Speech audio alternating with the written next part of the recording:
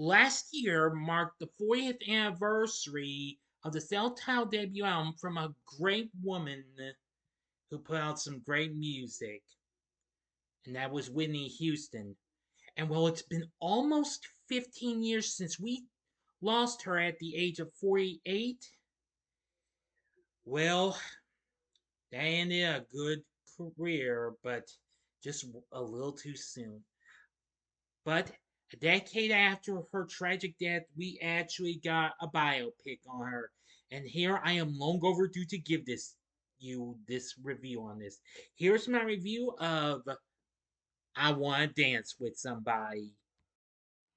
This is Big D's Entertainment Rankings and Reviews.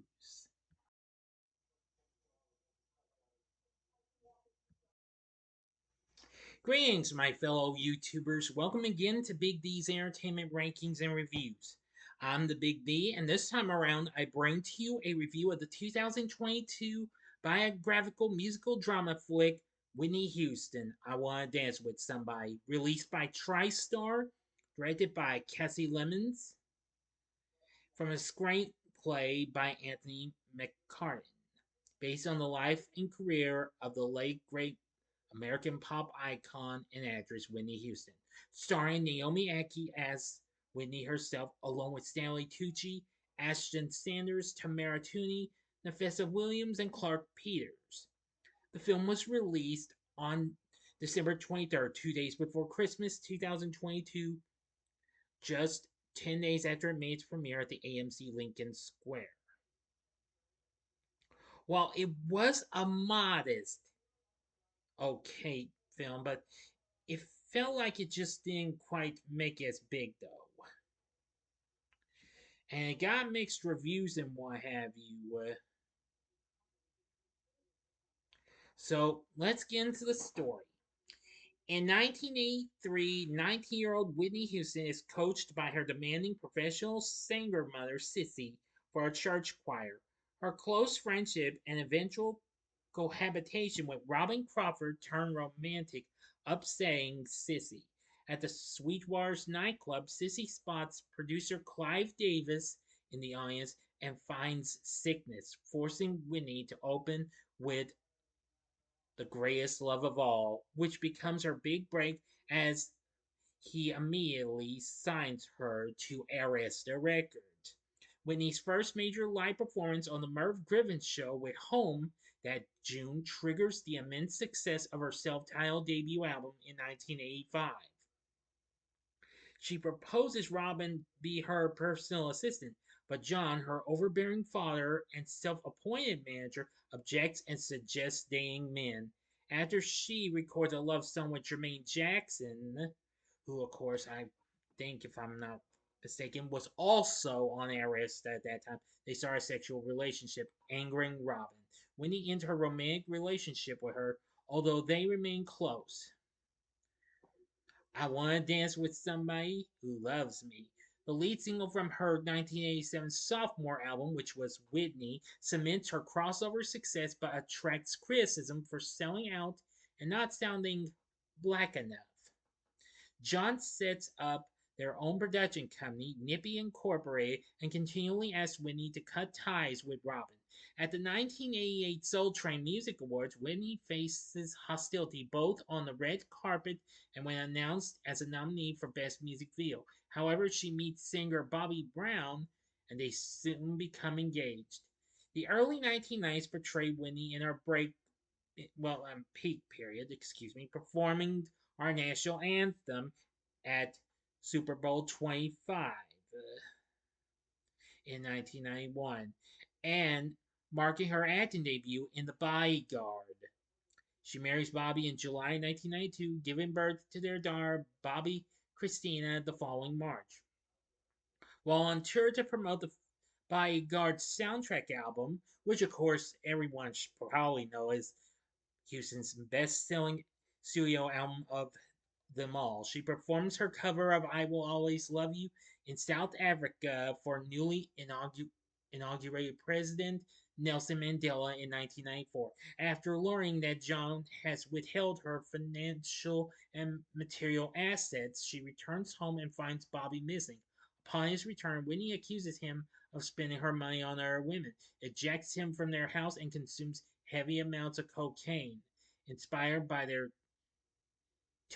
tumultuous relationship, she records the ballad "Why Does It Hurt So Bad," which was included on the soundtrack to Waiting to Exhale, which unfortunately was not mentioned in this, nor was her film The Preacher's Wife wasn't even quite mentioned either.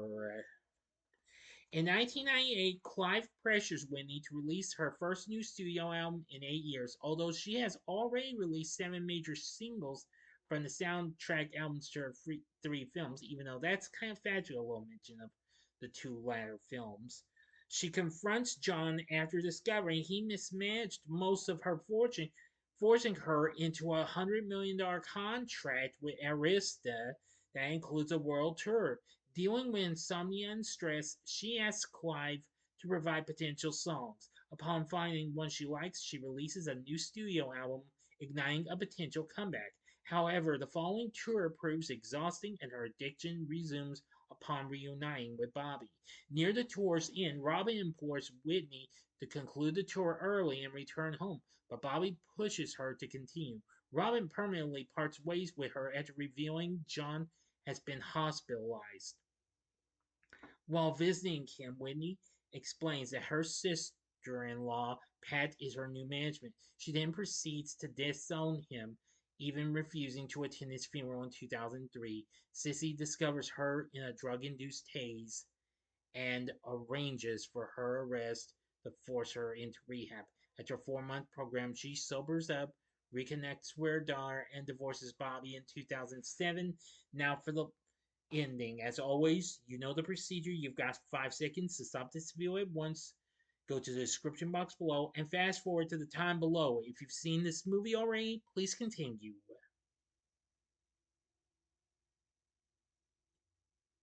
Okay, you've been warned.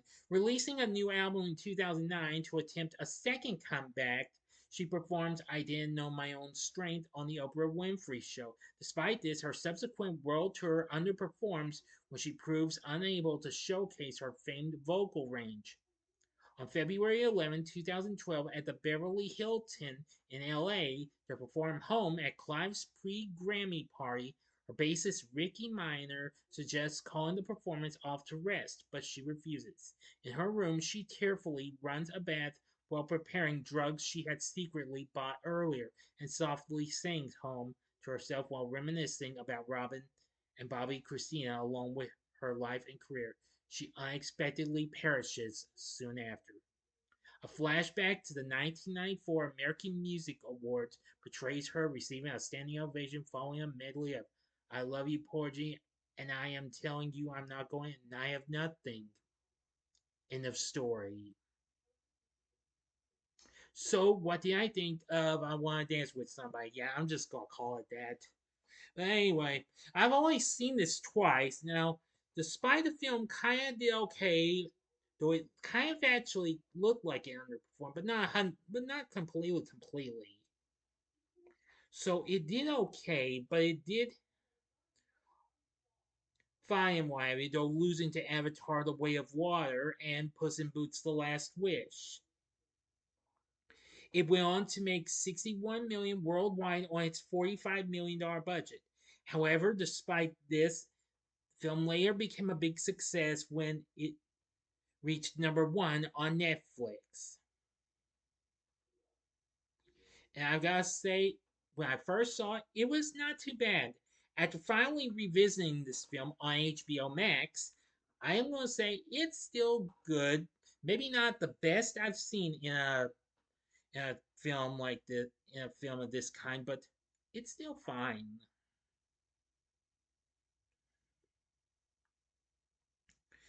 Anyway, the film's reviews were kind of mixed and what have you. Rotten Tomatoes had it at a score of 43, where they say another wiki biopic for posterity's sake. The relatively watchable film leaves you feeling like you were on stage with Houston, but didn't really get to dance with her.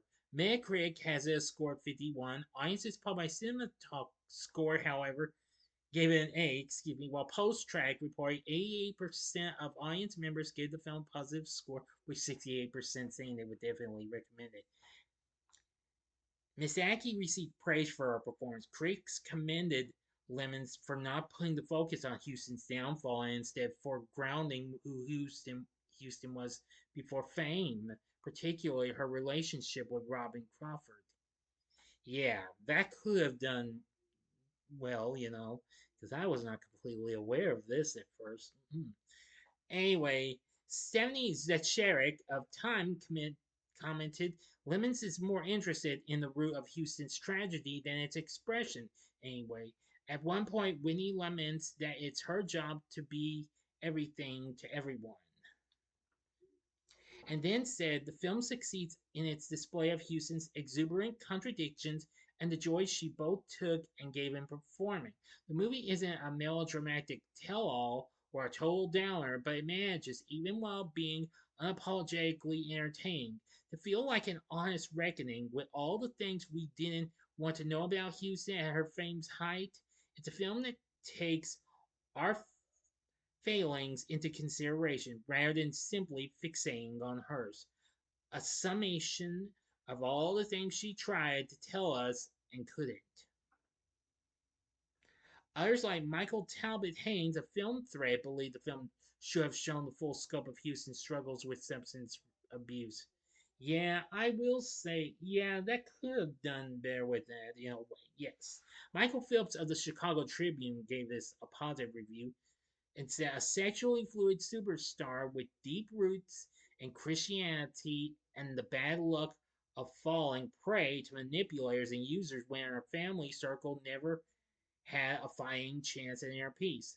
The film manages to suggest some nuance and ambiguity in Houston's key relationships and within her own ambitions. The actress and director Lemons accomplish what the screenplay does only partially, make us believe the circumstances and the behavior. Ashton Sanders' Bobby Brown gives us the weasel, but also the man. In a role slightly larger than required, I think Arista Legend Davis has the bonus of being played by ever wry, ever winning Stanley Tucci. There were criticisms, including those of the screenplay, with some contending it felt like it was ticking off boxes on a music biopic checklist. Brian Truitt of USA Today opined that the film felt like a Wikipedia entry come to life. Another criticism was that some characters did not feel fully fleshed out. Well, that's understandable. Anyway, the film got nominated for Outstanding Supporting Visual Effects in a Photoreal Feature at the Visual Effects Society Awards, and Ackie was nominated for the Rising Star Award for the film at the 76th British Academy Film Awards. Plus lots of others. But anyway, last year the website Collider included the film in its list of 10 best music biopics of the last 5 years. Well, that's understandable. But yes, this does have its issues, but still, I enjoy it for what it had to offer. Chanda Dancy's score is fine and what have you. But the story, yes, it's fine. It could just use a little bit of issues. And criticisms was also on the film's length. The film runs at 144 minutes overall for almost 2.5 hours. Yeah, that's another issue I have with the film. It could have used a little trimming and what have you in some parts. And the film editing and healing of music biopic conventions. Yeah, that's true. Those could have just used, yeah. The cast, on the other hand, I thought was pretty decent enough. Naomi Ackie, I think, does a great performance. Whitney Houston, very good. Stanley Tucci playing Arista Records big guy himself, Clive Davis, great performance of his. Ashton Sanders as Bobby Brown, pretty good. Tamara Tunie as Sissy Houston, good. Nafessa Williams as Robin Crawford, good. Clarke Peters as John Houston, good. So I will say the cast isn't too bad. But of the whole, I wouldn't say this is a great music biopic by any means. Well, but it's still pretty good though. I would recommend this if you are a big time Whitney Houston fan, I'd say it's worth a one time watch. But since I did give a score for this on on Letterboxd, I might as well go ahead and give it to you. My score, it's still the same as I gave it when I saw it on Netflix 3 years ago. I Want to Dance with Somebody 4 stars. And on a scale of 1 to 10, I am going to give it this score. I'm giving it an 8. So, what did you think of Whitney Houston? I Want to Dance with Somebody. Let me know in the comments section below. If you like this video, click the like button, subscribe, click the bell for notifications, and be a part of the Big B Nation. Continue to help support my channel, and you know the rest. Join me next time for my Saturday morning TV log on Pittsburgh Pigs. So, if you like this, check out my reviews of Whitney Houston's first couple of big films. In the upper left hand corner is my review of The Bodyguard. The upper right hand corner is my review of Waiting to Exhale. Or if you'd like another biopic, this was released a few years prior to this, only involves a Christian star, the frontman of Mercy Me, Bart Millard, in my review of I Can Only Imagine. And the bottom right hand corner is the button you can click to subscribe. If you like rankings and reviews on movies, TV, music, video games, etc., then I'm your guy. Thanks for watching. Until next time, I'm the Big D saying, see ya.